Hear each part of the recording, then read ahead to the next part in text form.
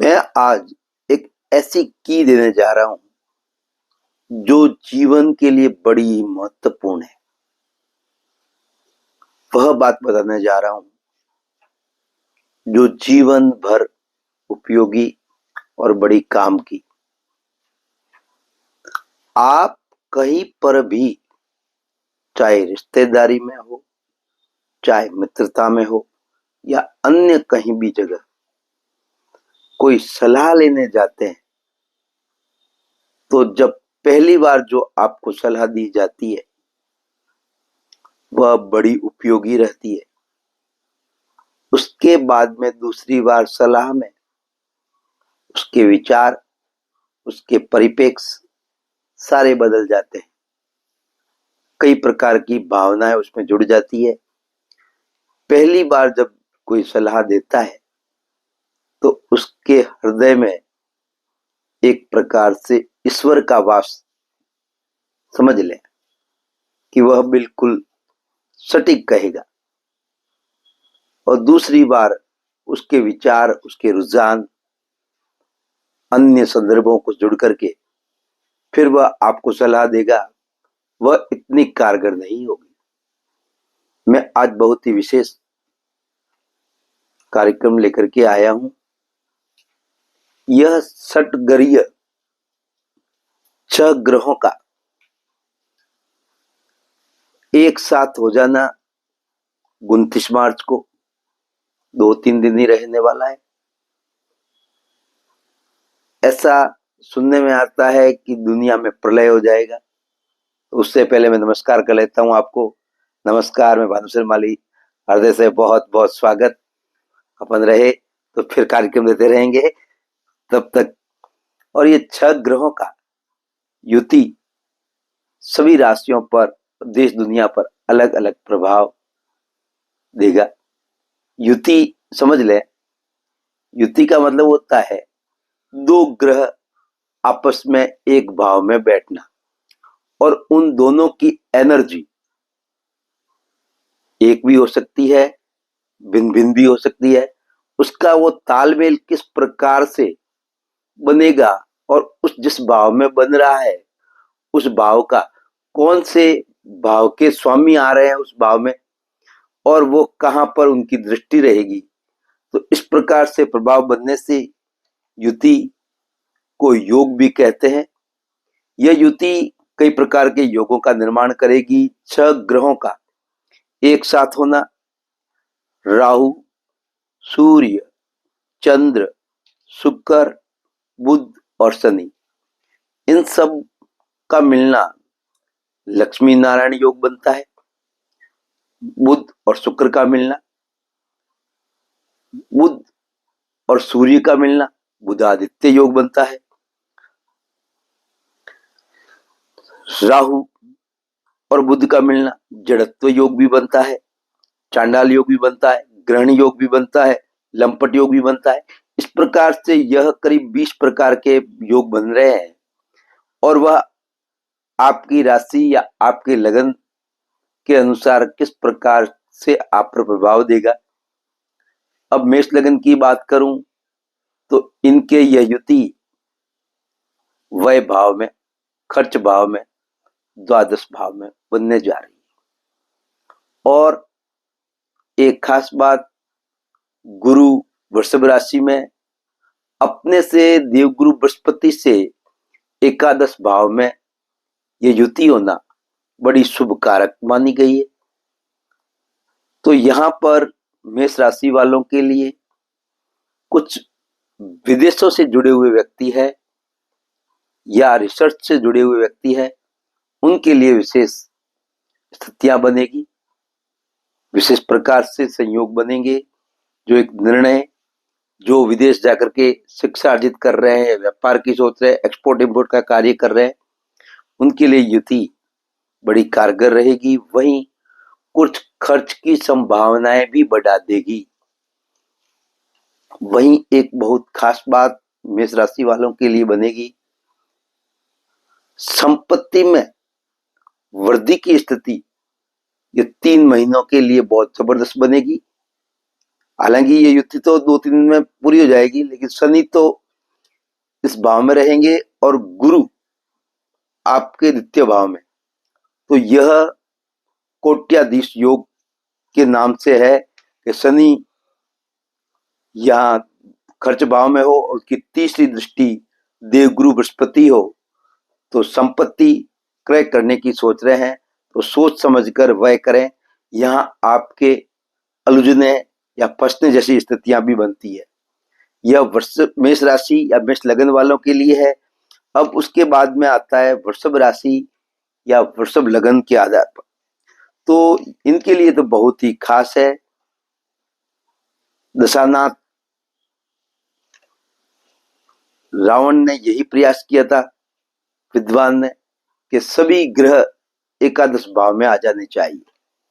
तो आपके एकादश भाव में 6 ग्रह आ ही रहे हैं और देवगुरु बृहस्पति लगन में बैठने से ऐसा कहा गया है कि कुंडली के लाख दोष दूर हो जाते हैं।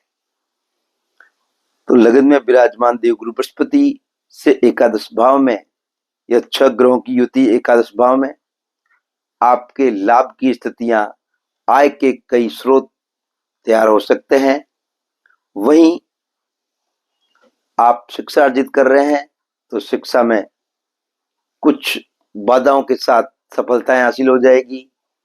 वहीं जिनके एग्जाम वगैरह चल रहे हैं उनको एग्जाम अच्छे होंगे।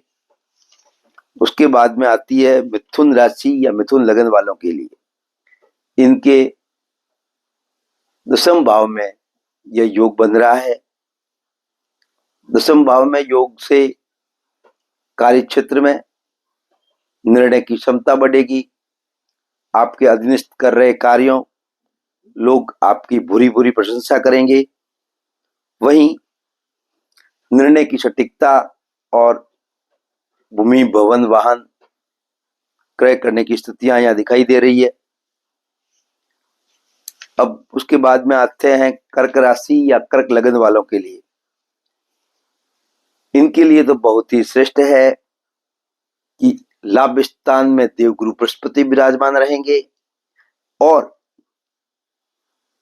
यह युति आपके 6 ग्रहों की षटग्रहीय युति आपके भाग्य स्थान में होने से भाग्य में वृद्धि की स्थितियां हैं, धार्मिक क्षेत्र में जाने की स्थितियां हैं। वहीं आप अपने पराक्रम का कौशल अच्छा दिखाएंगे, कार्य में आप जोश के साथ आगे बढ़ेंगे। उसके बाद में आता है सिंह राशि या सिंह लगन वालों के लिए। इनके लिए कुछ समस्याएं वाली रहेगी स्थिति। यहां पर आप कोई निर्णय ले रहे हैं, बड़ा ही सोच समझ कर लेना चाहिए, क्योंकि इनके ये युति अष्टम भाव में होने जा रही है, जो कि कुछ स्वास्थ्य संबंधी तकलीफ भी दे सकती है। वहीं पारिवारिक स्थितियां में कुछ अलगाव की स्थिति बन सकती है, परिवार में कुछ तनाव की स्थिति रह सकती है। वहीं आप भूगर्भ क्षेत्र से जुड़े हुए हैं तो वहां आपको यह कुछ राहत देगी, वहां से लाभ की स्थितियां बन सकती है। उसके बाद में आता है कन्या लगन या कन्या राशि वालों के लिए। इनके ये युति सप्तम भाव में बन रही है। तो यहाँ सप्तम भाव में युति भाग्य स्थान में देवगुरु बृहस्पति तो स्थिति अच्छी बना रहे हैं। तो यहां आपको खास तौर से कोई साझेदारी या फिर विवाह की कोई बात हो रही है तो वहां आपको रुकना चाहिए कम से कम 20 दिन के लिए। विवाह है तो उसमें तो कोई दो राय नहीं है, वो पहले से तय हो चुके हैं मामले। अभी आप कोई तय नया कार्य तय करने जा रहे हैं, साझेदारी से संबंधित, व्यापार से संबंधित या विवाह से संबंधित कोई भी कमिटमेंट कर रहे हैं तो यहां आपको रुकना चाहिए। कमिटमेंट की स्थितियां यहां बन सकती है, लेकिन यहां रुकना आपको अवश्य चाहिए। मैं फिर दूसरी बार दोहराता हूं। अब तुला राशि या तुला लगन वालों के लिए आपके षष्ठम भाव में ये युति 6 ग्रहों की युति होने से यहां आपके कोई कोर्ट केस वगैरह का मामला है तो वहां विजयश्री की स्थितियां बन रही है। शत्रुओं पर आप विजय प्राप्त करेंगे। वहीं आप स्वास्थ्य कहीं खराब है तो स्वास्थ्य आपका अच्छा हो सकता है। विदेशी क्षेत्र से जुड़े हुए व्यक्ति हैं तो वहां हो सकती है कुछ यात्राओं की स्थितियां भी यहाँ बनती दिखाई दे रही है। कुल मिलाकर कहूं तो ठीक स्थितियां हैं तुला राशि वाले या तुला लगन वालों के लिए। अब वृश्चिक राशि या वृश्चिक लगन वालों के लिए यह युति आपके पंचम भाव ज्ञान भाव में बनने जा रही है। तो यहां जो व्यक्ति वृश्चिक राशि वाले या वृश्चिक लगन वाले जो शिक्षा में यहां आपका मानसिक स्थिति बिगड़ सकती है, उस पर कंट्रोल करना चाहिए। कुछ बेचैनी सी स्थितियां दिखाई दे सकती है। एग्जाम चल रहे हैं तो आपको शांति के साथ एग्जाम की तैयारी करनी चाहिए और एग्जाम देने जाना चाहिए।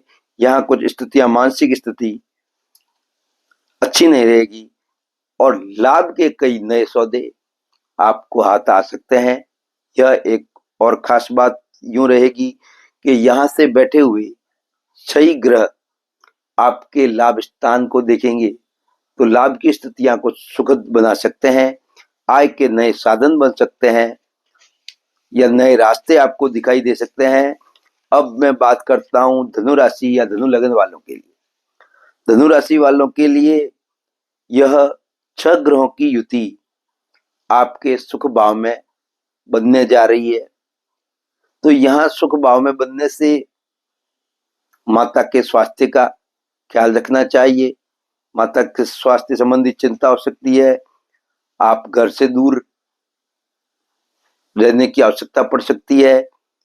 वहीं व्यापारिक क्षेत्र के लिए आपके पास अच्छे प्रस्ताव आएंगे। आपका कार्य क्षेत्र कुछ प्रबलता के साथ समझौते भी कर सकते हैं। ऐसी स्थितियां भी यहाँ दिखाई दे रही है। अब मैं बात करता हूं मकर राशि या मकर लगन वालों के लिए। तो मकर राशि और मकर लगन वालों के लिए आपके ये युति पराक्रम भाव में तीसरे भाव में बनने जा रही है और देवगुरु बृहस्पति आपके पंचम भाव में रहेंगे, जिससे इस युति का प्रभाव आप कार्य क्षेत्र में अपने आप को ऊर्जावान महसूस करेंगे। कुछ नए रास्ते भी कार्य क्षेत्र में आपको दिखाई दे सकते हैं। वहीं भाग्य का बहुत बहुत सहयोग आपको मिलेगा क्योंकि पराक्रम भाव से यहाँ 6 ग्रह आपके भाग्य स्थान की वृद्धि की स्थितियां बना रहे हैं। कुछ धार्मिक यात्राएं भी हो सकती है। धार्मिक उत्सव भी आयोजित हो सकते हैं। ऐसी स्थिति दिखाई दे रही है। अब कुंभ लगन या कुंभ राशि वालों के लिए आपके ये युति द्वितीय भाव में बनने जा रही है, धन भाव में। तो परिवार में यहां आप अपनी वाणी से कुछ संबंध खराब की स्थितियां रह सकती है।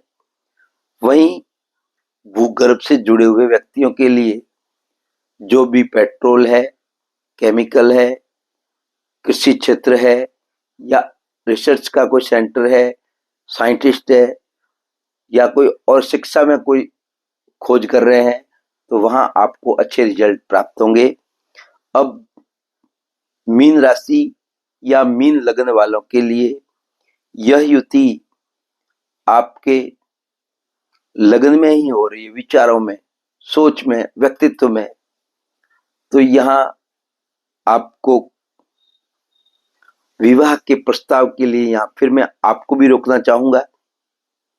वहीं आपकी मानसिक स्थिति कुछ द्वंद्व भरी रह सकती है।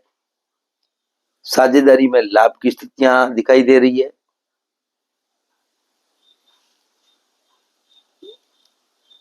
और देवगुरु बृहस्पति आपके पराक्रम भाव में भाग्य की वृद्धि कारक। कुल मिलाकर कहूं तो यहाँ आप अपनी मानसिक स्थिति को अवश्य सुधारना चाहिए। मेरा यह कार्यक्रम आपको अच्छा लगा है तो लाइक, सब्सक्राइब, शेयर अवश्य करिएगा। अभी शुभ समय है। अब मैं नमस्कार करूंगा आपसे। अगले कार्यक्रम तक के लिए स्वस्थ रहें, मस्त रहें, प्रसन्न रहें।